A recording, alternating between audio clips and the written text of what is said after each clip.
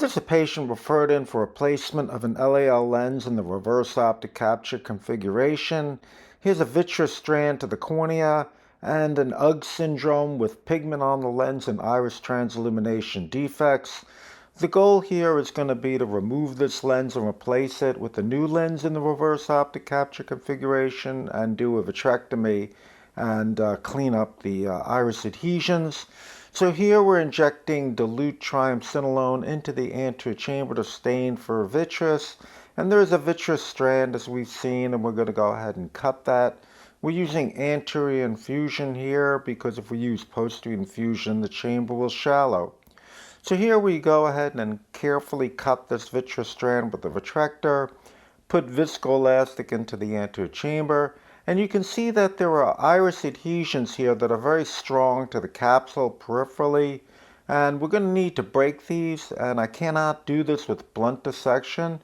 So I'm going to deepen the chamber here with viscoelastic and try again and again. These adhesions won't break, so we'll have to very carefully cut these with a 23 gauge micro scissor.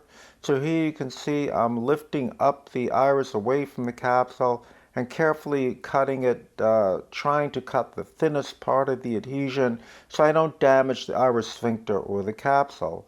And once that is completed, I will shift my infusion to the posterior chamber and go ahead and do anterior pars plana vitrectomy to clean up any vitreous that might be behind the lens and prevent my safe removal of this lens from the eye.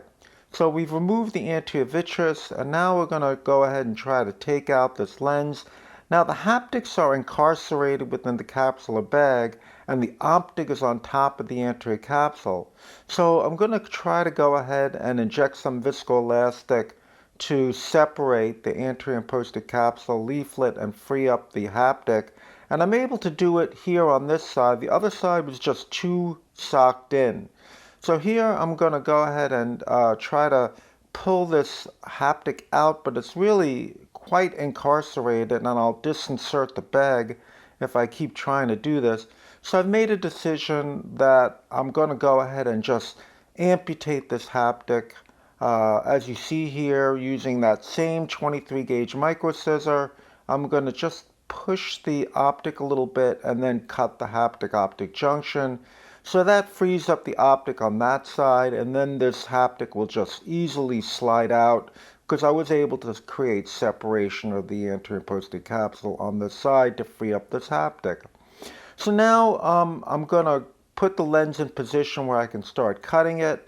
And this is a locked-in light adjustable lens, so as I start cutting it, you can see it starts to fragment just like feta cheese.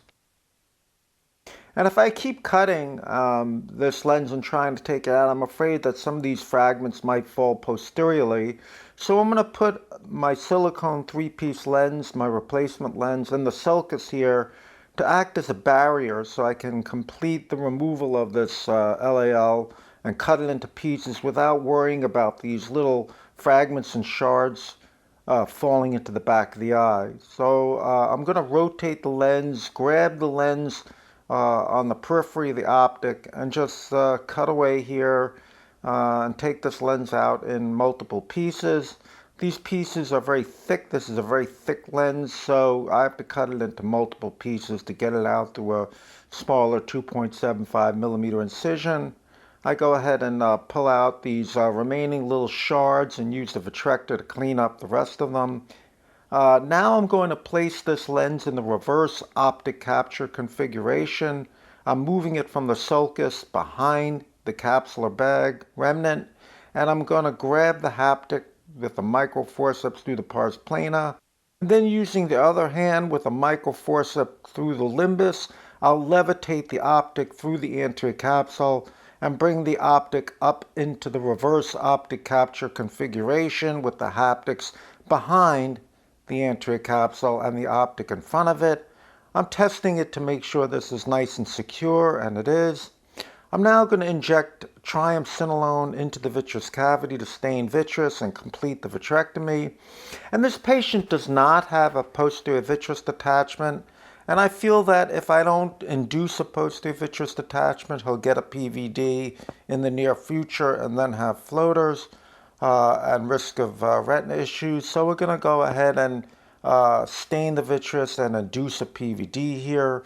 Here I'm pulling the vitreous off the optic nerve, and you can see where it's adherent to the macula, it's staining, and I'm just going to pull this, lift this off gently and finish removing the vitreous that comes off the optic nerve and the macula by pulling with the vitrector cutter off. And then we can go ahead and once this is separated, turn the cutter on and remove the vitreous as it extends out to the periphery.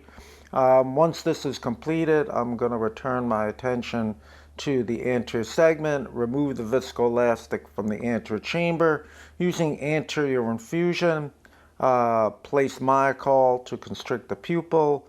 I remove the trocars and cauterize the sclerotomies and conjunctiva overlying it to prevent leakage, and the case is completed. The next day in the clinic, the patient's pupil is nice and round and the lens looks to be in great position. Thank you for your attention to this case.